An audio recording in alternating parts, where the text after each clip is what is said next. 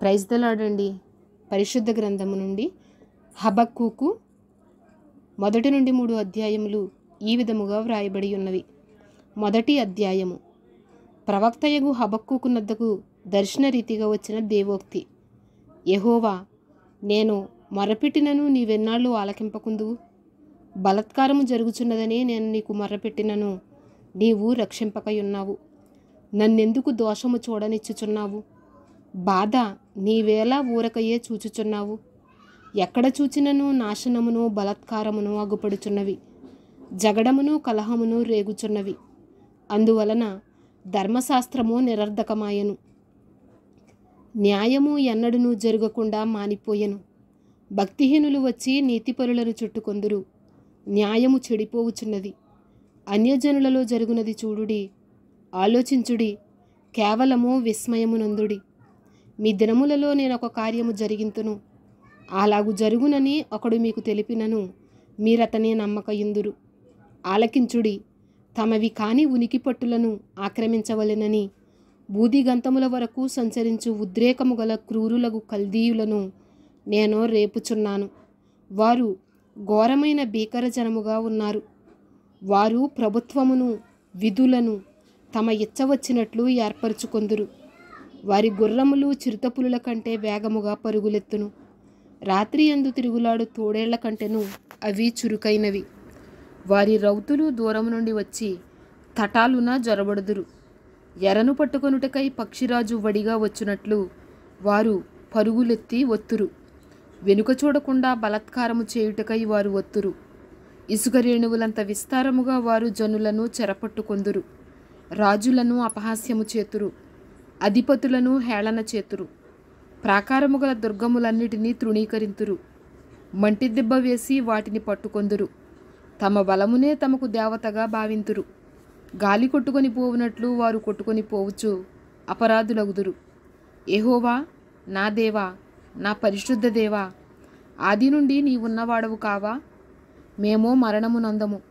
యెహోవా, తీర్పు తీర్చుటకు నీవు వారిని నియమించి ఉన్నావు. ఆశ్రయదుర్గమా, మమ్మను దండించుటకు వారిని పుట్టించితివి. నీ కనుదృష్టి దుష్టత్వము చూడలేనంత నిష్కళంకమైనది కదా. బాధించువారు చేయు బాధను నీవు దృష్టింపజాలవు గదా. కపటులను నీవు చూచియు, దుర్మార్గులు తమకంటే ఎక్కువ నీతిపరులను నాశనం చేయగా నీవు చూచియు ఎందుకు ఊరకున్నావు? ఏలికలేని చేపలతోనూ ప్రాకు పురుగులతోనూ నీవు నరులను సమానులనుగా చేసితివి. వాడు గాలము వేసి మానవులనందరినీ గుచ్చి లాగియున్నాడు. ఉరులు వగ్గి చిక్కించుకొనుచున్నాడు. వాడు తన వలతో వారిని కూర్చుకొని సంతోషపడి గంతులు వేయుచున్నాడు. కావున వల వలన మంచి భాగమును పుష్టినిచ్చు భోజనమును తనకు కలుగుచున్నవని వాడు తన వలకు బలులనర్పించుచున్నాడు, తన ఉరులకు ధూపము వేయుచున్నాడు. వాడు ఎల్లప్పుడూ తన వలలో నుండి దెమ్మరించుచుండవలెనా? ఎప్పటికీ మానకుండా వాడు జనములను హతము చేయుచుండవలెనా? 2వ అధ్యాయము. ఆయన నాకు ఏమి సెలవిచ్చునో, నా వాదము విషయమై నేనేమి చెప్పుదునో చూచుటకై నేను నా కావలి స్థలము మీదను గోపురము మీదను కనిపెట్టుకుని యుందునను కొనగా యెహోవా నాకిలాగు సెలవిచ్చెను. చదువువాడు పరిగెత్తుచు చదువ వీలగునట్లు నీవు ఆ దర్శన విషయమును పలక మీద స్పష్టముగా వ్రాయుము. ఆ దర్శన విషయము నిర్ణయ కాలమున జరుగును. సమాప్తమగుటకై ఆతురపడుచున్నది. అది తప్పక నెరవేరును. అది ఆలస్యముగా వచ్చినను దాని కొరకు కనిపెట్టుము, అది తప్పక జరుగును. జాగు చేయక వచ్చును. వారు యథార్థపరులు కాక తమలో తాము అతిశయపడుదురు. అయితే నీతిమంతుడు విశ్వాస మూలముగా బ్రతుకును. మరియు ద్రాక్షరసము మోసకరము. తనను బట్టి అతిశయించువాడు నిలువడు. అట్టివాడు పాతాళమంత విశాలముగా ఆశపెట్టును. మరణమంతగా ప్రబలినను తృప్తి నొందక సకల జనములను వశపరుచుకొనును, సకల జనులను సమకూర్చుకొనును. తనది కాని దానిని ఆక్రమించి అభివృద్ధి నొందిన వానికి శ్రమ. తాకట్టు సొమ్మును విస్తారముగా పట్టుకొను వానికి శ్రమ. వాడు ఎన్నాళ్ళు నిలుచును అని చెప్పుకొనుచు వీరందరూ ఇతనిని బట్టి ఉపమాన రీతిగా అపహాస్యపు సామెత ఎత్తుదురు కదా. వడ్డీకిచ్చువారు హఠాత్తుగా నీ మీద పడుదురు. నిన్ను హింస పెట్టబోవు వారు జాగ్రత్తగా ఒత్తురు. నీవు వారికి దోపుడు సొమ్ముగా ఉందువు. బహుజనముల ఆస్తిని నీవు కొల్లపెట్టి ఉన్నావు గనుక శేషించిన జనులు దేశములకును పట్టణములకును వాటిలోని నివాసులకును నీవు చేసిన నరహత్యను బట్టి బలత్కారమును బట్టి నిన్ను కొల్లపెట్టుదురు. తనకు అపాయము రాకుండానట్లు తన నివాసమును బలపరుచుకొని తన ఇంటివారి కొరకై అన్యాయముగా లాభము సంపాదించుకొని వానికి శ్రమ. నీవు చాలామంది జనములను నాశనము చేయుచు నీ మీద నీవే నేరస్థాపన చేసి ఉన్నావు. నీ దురాలోచనల వలన నీ ఇంటి వారికి అవమానము తెచ్చి ఉన్నావు. గోడలలోని రాళ్ళు మొర్రపెట్టుచున్నవి, దూలములు వాటికి ప్రత్యుత్తరమిచ్చుచున్నవి. నరహత్య చేయుడు చేత పట్టణమును కట్టించు వారికి శ్రమ. దుష్టత్వము జరిగించుడు చేత కోటను స్థాపించు వారికి శ్రమ. జనములు ప్రయాసపడుదురు గాని అగ్నిపాలవుదురు. వ్యర్థమైన దాని కొరకు కష్టపడి జనులు క్షీణించుదురు. ఇది సైన్యములకు అధిపతియగు యెహోవా చేతనే అగును కదా. ఏలయనగా సముద్రము జలములతో నిండియున్నట్టు భూమి యెహోవా మహాత్మ్యమును గూర్చిన జ్ఞానముతో నిండియుండును. తమ పొరుగువారి మానము చూడవలనని ఘోరమైన ఉగ్రతను కలిపి వారికి త్రాగనిచ్చి వారిని మత్తులుగా చేయు వారికి శ్రమ. ఘనత కుమారుగా అవమానముతో నిండియున్నావు. నీవును త్రాగి నీ మానము కనుపరుచుకొందువు. యెహోవా కుడి చేతిలోని పాత్ర నీకు ఇయ్యబడును. అవమానకరమైన వమనము నీ ఘనత మీద పడును. లెబానోనునకు నీవు చేసిన బలత్కారము నీ మీదికే వచ్చును. పశువులను బెదిరించిన బెదరు నీ మీదనే పడును. దేశములకును పట్టణములకును వాటిలోని నివాసులకును నీవు చేసిన నరహత్యను బట్టి జరిగిన బలత్కారమును బట్టి ఇది సంభవించును. చెక్కడపు పనివాడు విగ్రహమును చెక్కుట వలన ప్రయోజనమేమి? పనివాడు మొగబొమ్మను చేసి తాను రూపించిన దాని యందు నమ్మిక ఉంచుట వలన ప్రయోజనమేమి? అబద్ధములు బోధించు పోత విగ్రహముల యందు నమ్మిక ఉంచుట వలన ప్రయోజనమేమి?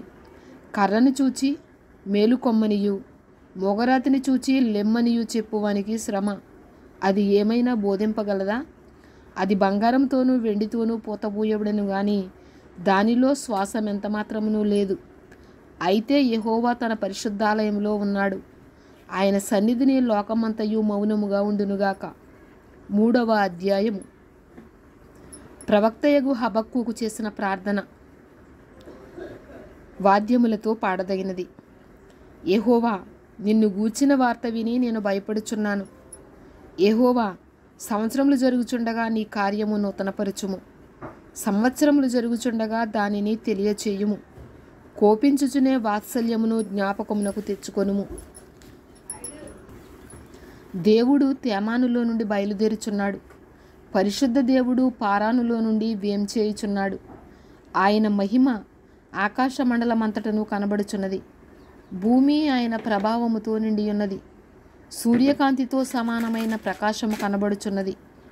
ఆయన హస్తముల నుండి కిరణములు బయలువెళ్ళుచున్నవి. అచ్చట ఆయన బలము దాగియున్నది.